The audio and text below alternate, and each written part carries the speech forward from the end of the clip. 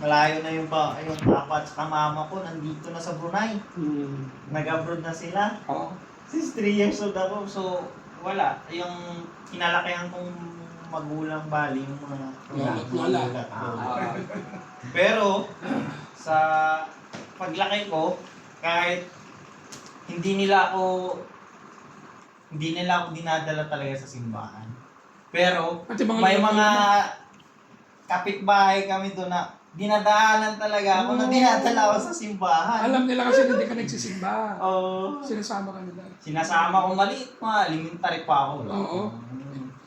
Naalala ko talaga yung kapitbahay namin. Mga ilang ano din, mga bahay. Na nasa simbahan kasi sila. Parang, Okay. ano sila, service Serve sila. Serve sila. So, dinadaanan ako nila. Dinadala nila ako sa simbahan. Hanggang sa high school ako, tapos pinapasok ako ng parents ko kasi yung tatay ko nasa sa Catholic school sila.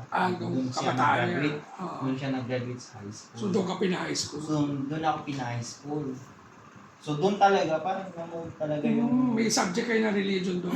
May subject ako na religion. Tapos may time pa nga na sumali ako sa Sa Kristan? Sa Kristan. Pero hindi nga lang nagtagal. Doon na lang ako sa choir. Lilipat ako sa choir. Nung umipat ako sa choir, doon. Wala choir. Pwede pala mag-choir din sa ako dun CFC.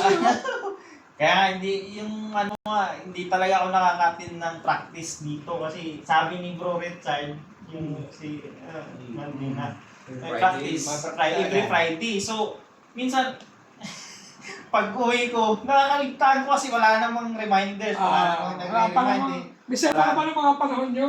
Di ngayon ba? Wala dito? Ba? Oo. Saan? Reminders na? Choir? Practice ng choir sa every Friday. So, hindi ko nakakaligtaan ko. Si Louie. Nakakaligtaan ko. Para member din ng choir si Louie. Kaya nakakaligtaan ko. Mag-alarm ka na, bro. Mag-alarm ka. Naalala ko, Sabado na. Ah. May practice ba? Hindi na ako sumasali sa pag Sunday ng umaga. Kasi nagsisimba ako umaga talaga eh. Tapos pagkatapos nun, parang kahit wala namang guidance ng parents ko, magpapasalamat pa niya ako sa Panginoon. Yung kapitbahay nyo, no? Talagang sinisimba kayo. Yung kababae ni Mrs. Ken, sorry ko. Sorry naman kayo, no? Sure kami. Mrs. ko, sorry ko. Grabe yung mga Sure, lindol sure. ngayon sa... Kumusta? Hindi naman apektado yung Hindi naman, pamilya? okay lang naman. Pero yung pamilya ko nasa Sambuanga eh. Yun ang apektado. Wala naman. Hindi naman. Wala naman yung... Sa Davao yata, tsaka... Davao at saka Surigao del Sur. Yung Sur. malalakas yung lindol. Kaya kita. Tapos nagpasalamat talaga ako. Sur. Dating ko rin dito, Nasa dinala- Pampanga si... nung dinala ko dito nila nanay, sila nanay pala, member na ng CFC. CFC. Tapos dinadala ko maliit. High school pa lang. Bakasyon ka rito. Oo, nung nagbabakasyon ako. Nakikita ko tuloy talaga yung CFC na dami. Sobrang dami ng Mga members. members. Dati nun. Oo, dati talaga. talaga. Dami. Every night, Tayong pinakamarami niya. punong-puno talaga yung Paris Roll eh. Punong-puno Lalo na talaga. pagka Wala akong anniversary. Lalo na pag anniversary. Lalo na pag anniversary ito.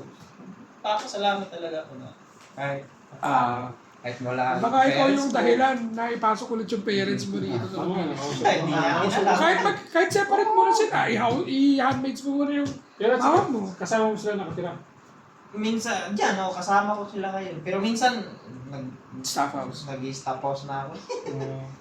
Inaatid ka nila. Hindi. May sasakyan siya. Ginagamit ko sa ng company. Pumapayag naman yung boss. Okay.